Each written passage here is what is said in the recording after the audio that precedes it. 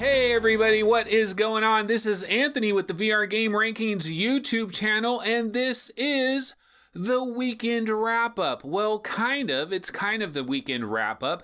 Today is Friday, and I'm going to be covering a lot of stories that we've been hearing about over the last couple of days. Now, I have to admit, though, this is not a comprehensive wrap-up of all the week's news. Basically, what I wanted to do here is I wanted to get a video out. I need to get a video out because the last video that I popped was Tuesday evening. That was Beat Saber, where I basically spent about 20 minutes ranting and raving about how good Beat Saber is. And, the whole internet seems to be abuzz with Beat Saber, especially the VR community. That game has really electrified the community at large, and that's been great. And we actually have a Beat Saber story coming up a little bit later, and so we'll certainly get into that. But basically, I just want to try to get a video out there and get something on blast. And so what I've done is I've grabbed a number of stories that have been going on recently, some stuff that I want to comment on, and that's what we're going to go ahead and get into today. So let's go ahead and get the ball rolling. And story number one, crow time. Yeah, crow time. Story number one is crows. And I'm not talking about Accounting Plus for PlayStation VR. I'm talking about the fact that I had a video not too long ago. It was a video where I was talking about Apple and I was talking about F8 predictions. And boy, did I make an F8 prediction that was completely and utterly off the mark. At times, I've called myself Nostradamus Jr. because I have made some relatively decent predictions in the past, but this one was not one of them. And so when it's time to eat crow, it is time to eat crow. And so back on this other video, I basically said, I kind of postulated that I thought that Oculus/Facebook, I thought they were going to announce a major AR related product, which I thought would kind of upturn the apple cart or overturn the apple cart, or whatever way you want to say it. I thought it would really cause a little bit of confusion and everything, but I thought maybe they would jump into the AR game in a much bigger way. And that did not happen. There really was very little mention of anything augmented reality in F8. I'm sure they mentioned it a little bit here and a little bit there, but there was nothing major augmented reality related. And basically my only defense, the only thing that I'll go back to is I go back to those two tweets, Hugo Berra, that other guy, they both tweeted, I believe it was on the same exact day, where they both had that AR VR that was in their tweet. And I found the AR to be unusual, that the AR was in there. I just thought that was a little abnormal. And so I thought for sure that they did that very specifically because the announcement was really going to be AR focused, but that was not the case. Really not much of anything AR at F8 whatsoever. But let's go ahead and get into story number two, because story number two, I guess this is the really big announcement, right? I don't know what else could be. You could say the Oculus Go, like actually releasing the Oculus Go, and that it's $199 and it's kind of VR for the masses. Maybe that's the biggest AR/VR announcement in Oculus Facebook history. Maybe it is, but everybody freaking knew about this way ahead of time. I'm not even Nostradamus for that. I told everybody that at F8, Mark Zuckerberg would get on stage and he would say, Oculus Go available now. Everybody knew this. There was no surprise here. This was not a major announcement. So I'm going to have to guess Half Dome. Half Dome, baby, is probably what the biggest announcement was, I guess, if that's what they're talking about. It's kind of a bit of confusion if you really think about it. So anyway, why don't we go ahead and talk about this new Half Dome prototype, which could possibly be a sneak peek at Oculus CV2. And so basically, what are we talking about here when we're talking about this Half Dome? Well, Maria Fernandez Guajardo, who is head of project management at Core Tech at Oculus, yeah, that's quite a mouthful, she got up on stage and was talking about a number of technologies that Oculus is working on in the background to try to basically eventually improve significantly the VR situation for all of their consumers and all of their users. And she talked about how there are going to be these advances that they're making in hand tracking, advances that they're making in the in avatars, in photorealistic avatars, and we'll get to that in just a second. And then, of course, this Half Dome prototype, which this is major news. This is probably our first real glimpse at what we're kind of looking at with CV2.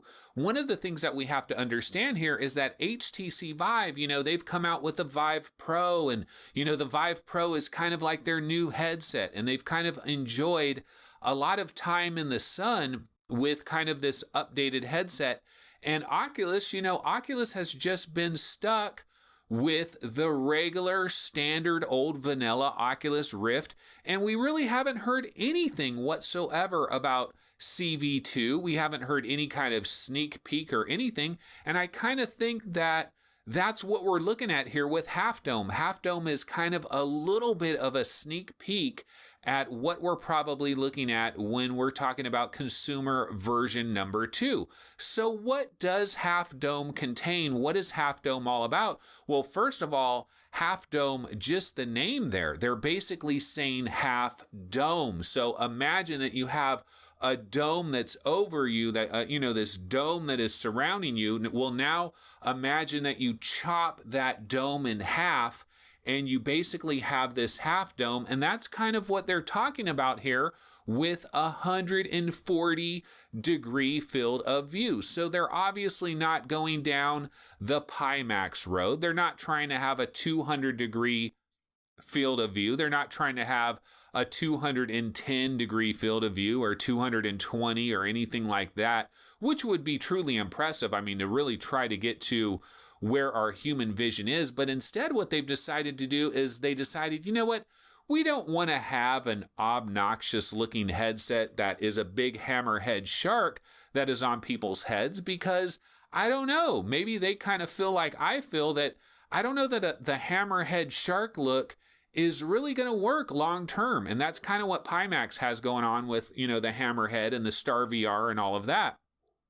And so one of the things that Oculus is looking at here is how can we significantly increase the field of view beyond, say, 100 degrees, increase it significantly, but still maintain our basic size structure of the Oculus Rift headset and not create some weird monstrosity that, is sticking out on all these different sides. And so that's what they've done here with Half Dome, and it is truly impressive. They've packed in a 140-degree field of view in basically a normal-sized VR headset, and then they've added maybe the most important feature of all, the Varifocal lens display technology. We're talking about lenses that are actually moving in real time. Supposedly you can't hear the mechanisms. You can't, it's whisper quiet. You don't hear anything, and it moves very quickly and it works very well. And basically what this is all about is one of the major problems that we have in VR right now is that if there's a note in a VR game, for example, let's say you're playing Episode 1 Call of the Starseed, and in that game there's a number of handwritten notes that maybe you'll pick up and you'll look at. And if you try to look at it really close, it doesn't work very well. But if you hold the note way out here and you look at it, you can see it pretty good. And that's basically one of the problems that we have in VR right now, is that if anything is closer than, say, 2 meters, it's kind of all blurry. And it's because of the focal distance that we're working with. The focal distance is set to more of a medium level. And so we don't get to really have sharp focus for very distant objects, nor do we get sharp focus for very close up objects. And this is somewhat of a problem because if you want to pick up a note and examine it, or if you want to pick something up and examine it closely and really look at the detail, you pretty much need to have some alternating focus here. And that's what the varifocal lens display is all about. Now, a lot of people have heard about this and they're like, this is a bad idea here because you're talking about a lot of moving parts that could break or have issues. Will it really be able to move that quickly? Will you notice something? Will there be kind of some subtle thing that you'll notice and you'll be like, oh yeah, that's the varifocal lens display. It's moving around. I'm noticing it. It's a minor distraction, but it's not that big of a deal. So some people are kind of poo-pooing it a little bit. I don't know. I think we have to wait and see what the real reality is as far as we get a little bit farther down that road. Now, what else is included with this half dome prototype? Well, it definitely does feature eye tracking. I mean, that is an absolute given. We have seen kind of inside the lenses, and it definitely does feature eye tracking, no question about that. Foveated rendering is very likely as well to deal with this huge 140-degree field of view. Foveated rendering is probably going to be a part of that as well. The tracking looks to be a little bit different. When you look at the prototype, it almost looks more like HTC Vive-like sensors that are on the headset. Of course, this is a prototype, so it's maybe just a situation where in the final build you won't really notice that. So maybe they're using the same kind of tracking system that they've always been using. I actually did a Reddit post where I said, is Half Dome going to use the same tracking as Rift? And I said, I really hope they go to a different tracking technology. I don't think this is a good idea. And a lot of people voted this thread that I did. A lot of people came into the thread and said, you know what? They'll have a more advanced version of the same system that they're using. And yeah, it might be a bit of a hassle for that first time setup, but after that, it's all good. I just think they need to get away from this concept of having all these USB cameras. There's got to be a more elegant way to do it. I mean, Valve has already shown the way.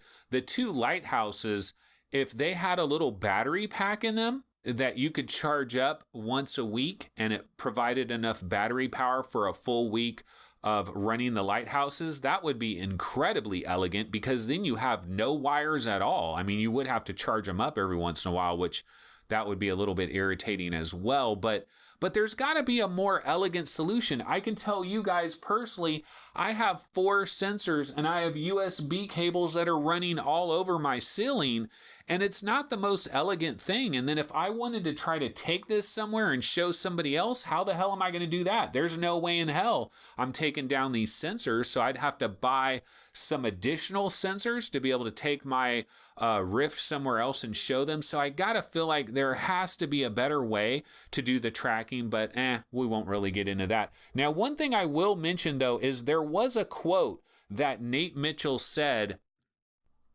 because a lot of people are assuming that this is CV2, that Half Dome is CV2, and that maybe at Oculus Connect later this year, CV2 will officially be announced as possibly a 2019 product, and we'll get some more information, and it's basically Half Dome. But Nate Mitchell kind of rained on that parade with a comment that he made on Reddit. I'll go ahead and read his comment. He says, Maria covered a bunch of areas of long-term research for us. This is just a peek into some feature prototypes we've been working on. However, don't expect to see all of these technologies in a product anytime soon. And I think the key phrase here is all of these technologies. So I think what we're looking at here, I think that was a carefully worded comment by Nate Mitchell. And I think basically we're going to see some of these technologies. We just might not see all of them. And the question is, which ones are going to not make the grade for basically CV2? Will the varifocal lens system be there? You gotta hope it is, because that is a major, major feature to be able to look at items up close and actually have them be relatively clear and crisp, and to be able to examine things up close. That would really be huge. That could change a lot of the way game design is going on right now. I think a lot of developers deliberately avoid that because that is one of VR's weak spots at this point. Obviously, the 140-degree thing, you would think that would have to make it into CV2. Eye tracking, you would think, would make it in. Now, what isn't going to make it in? Well, maybe some of these special finger tracking technologies they're working on as well. Maybe the advanced avatar ideas, maybe that might not work, because one of the things they might be doing with this advanced avatar thing is tracking your facial muscles to try to do these photorealistic avatars, and maybe that's a little bit more of a far-flung project. So we'll have to see what actually makes it in, possibly to CV2, but that was an interesting quote from Nate Mitchell. It does rain on the parade a little bit. Okay, so let's get into story number 3. Story number 3, Beat Saber. Can you guys believe this? Right now, Beat Saber is one of the highest rated games, actually the highest rated game on Steam, period. It's higher rated than any other game, and this includes pancakes. This includes all the pancakes. This includes the Waffle House.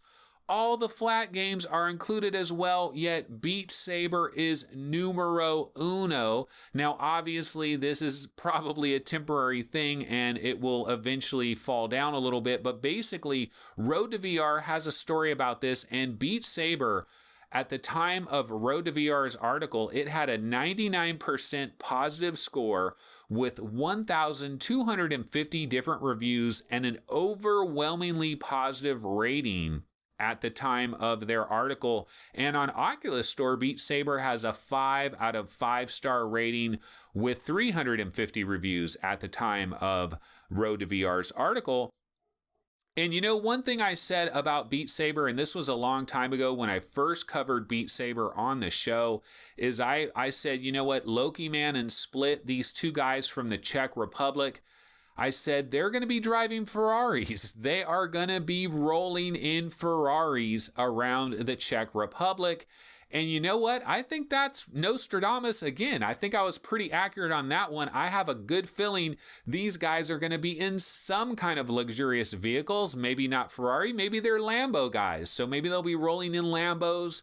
Don't really know, but I know these guys are going to be chilling because they are making a ton of money. The reaction to Beat Saber is overwhelmingly positive. I mean, it's very rare that you find somebody that doesn't like Beat Saber. It is pretty much universally loved.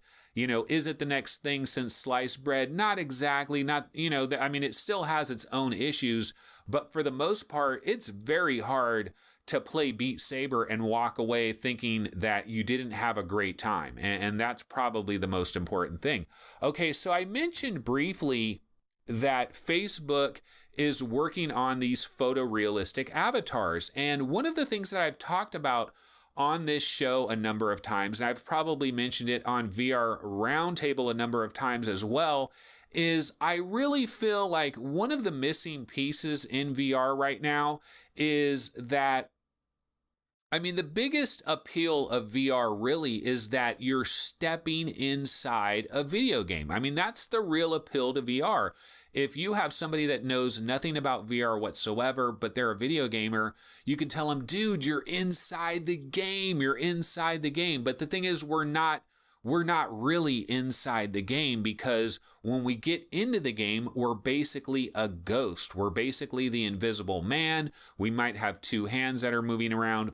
And this Facebook avatar thing, it doesn't really solve what I'm talking about here, but it might be a step in that kind of a direction. So what they're doing here is they want to create a system where they can have basically photorealistic avatars of individual people, so that when you're meeting up in Facebook spaces, instead of having maybe a cartoon looking avatar, which they still can be pretty cool, and they're doing lip sync and that they're improving those as well by leaps and bounds, but instead of having that, they kind of see this long-term view where you might have a buddy that lives in Brazil, or you have a buddy that lives in the Czech Republic, you know, your good buddy Lowkey Man, and he's driving his Ferrari, and you want to meet him at Facebook Spaces and congratulate him on his new Ferrari purchase. And the idea is that you're going to get in there and you might be able to see a photorealistic version of this other person with pretty damn good lip syncing, and it's basically like you're there talking to your own buddy, and that is pretty impressive. But you know, one of the things that I'm still interested in though is I kind of want this full body thing, and I kind of want it in regular games, not just Facebook Spaces and stuff like that, but at least it is movement in the right direction, and that is the good thing that we're looking at here. Now, if you watch the video, however, where they were doing this, it looked like they had all these little dots that were on like the cheekbones and everything. And see, that's one of the things that I'm wondering about here. And that kind of goes back to that Nate Mitchell comment. Like, for example, Half Dome, it's going to have eye tracking. The next consumer version of the Oculus Rift is going to have eye tracking, but will it also be able to track your facial muscles, like, you know, whether you're smiling or frowning or all of that kind of thing? Because that's kind of a little bit of some next level stuff. And it looks like that's kind of what they were doing for this advanced avatar system. And I kind of feel like maybe that isn't going to make it into the next Rift, you know, CV2. Instead, that might be something that could be coming to CV3, but it is good news that they are working on this type of technology. Okay, so let's get into story number 5. And story number 5, I have a number of PlayStation VR stories that I wanted to cover really quick. So first of all, Killing Floor Incursion by Tripwire Interactive. Obviously, this game started out as an Oculus Rift exclusive. I'm a really big fan of Killing Floor Incursion. I remember getting that game on the Oculus Rift and being kind of blown away by it and really getting into it. I felt like incredibly visceral, you know, really could scare the living daylights out of you in some ways, because you would have these zombies that would come up to you and they'd be stomping and they would come right up into your face that you would have to deal with. And then, of course, Killing Floor Incursion, it did make its way over to Steam, and Vive players can play Killing Floor Incursion as well. Haven't heard that much about it since it came to Steam. It didn't seem like it really exploded on Steam.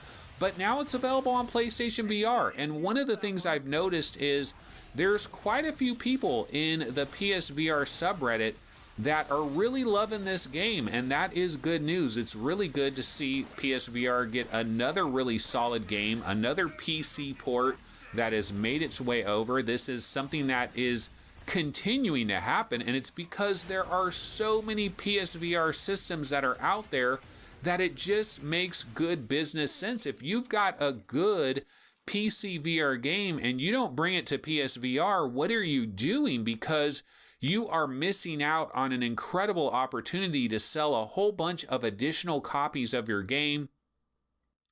Sure, it's going to take some time and effort to port your game to PSVR and to do it in a high quality way, but it's probably worth the trouble, because you're talking about well over 2 million PSVR headsets worldwide. So you got a pretty large audience of people that could end up buying your game. And so Tripwire Interactive, they brought Killing Floor Incursion over, and it seems to be well received at this point. There are a number of bugs, there are some issues, but people seem to be dealing with that, and there's enough good stuff there that they're willing to deal with it, and then hopefully the bugs will get patched out of it relatively soon. I'm sure Tripwire Interactive is banging away on that as we speak. Now, in other PSVR news, I'm talking about PC VR games that are coming to PlayStation VR, and this just continues. To the Top is headed to PlayStation VR on May 29th.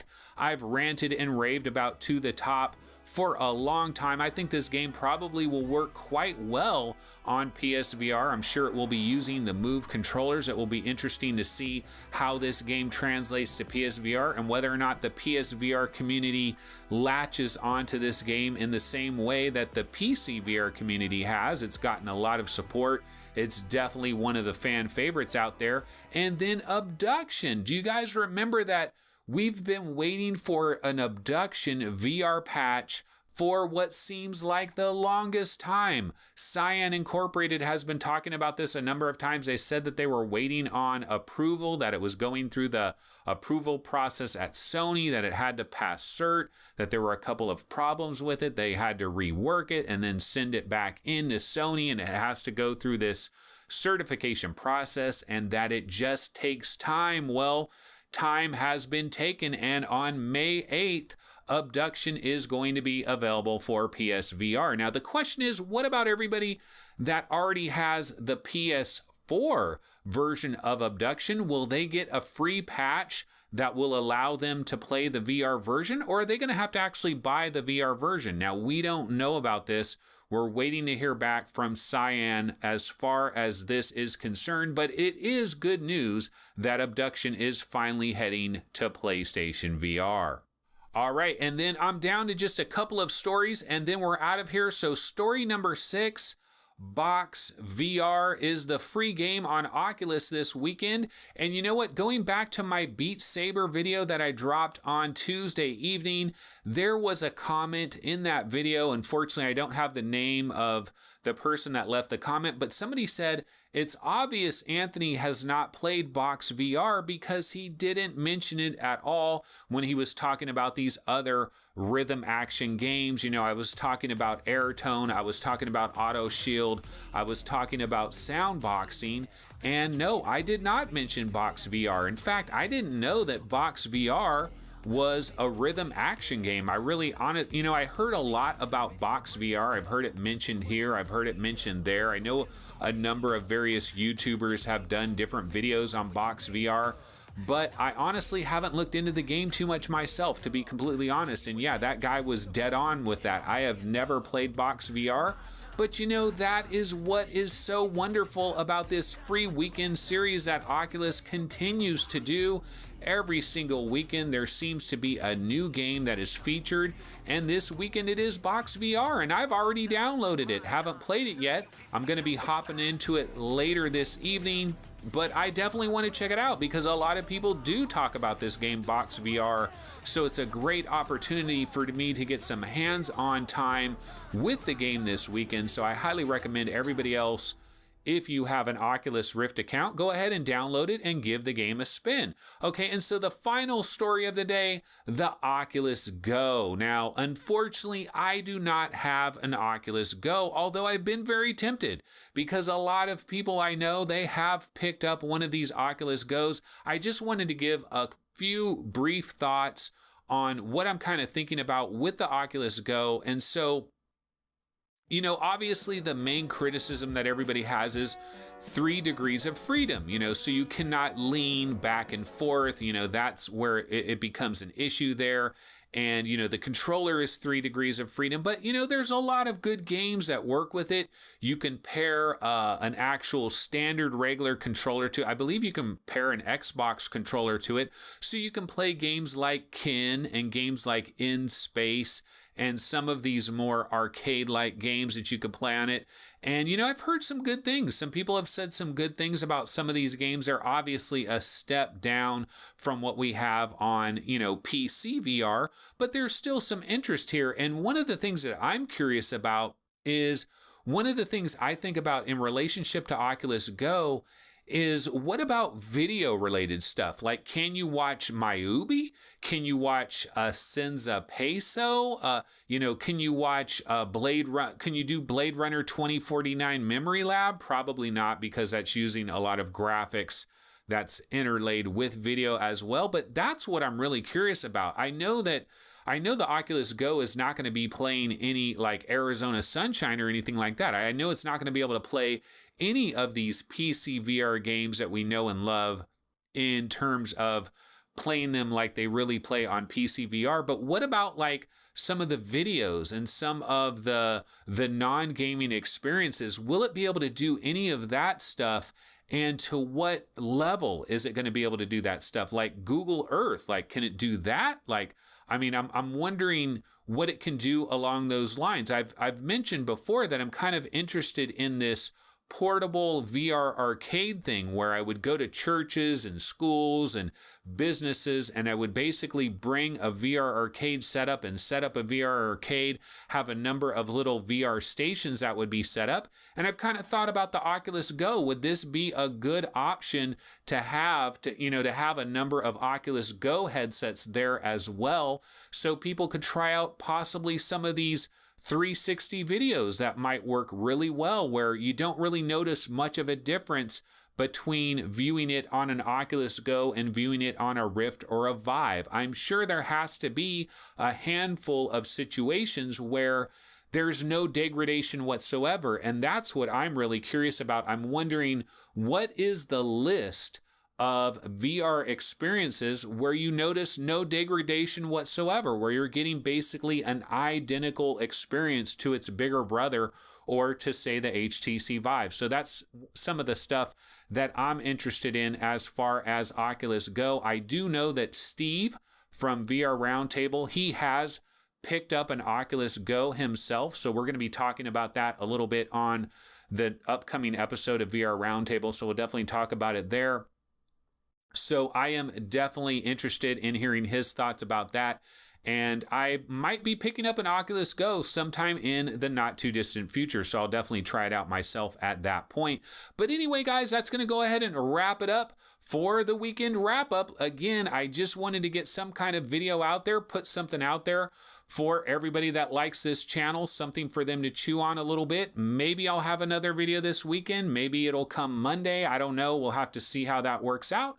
But anyway, that's going to do it, and I will see everybody next time. Take it easy. Later.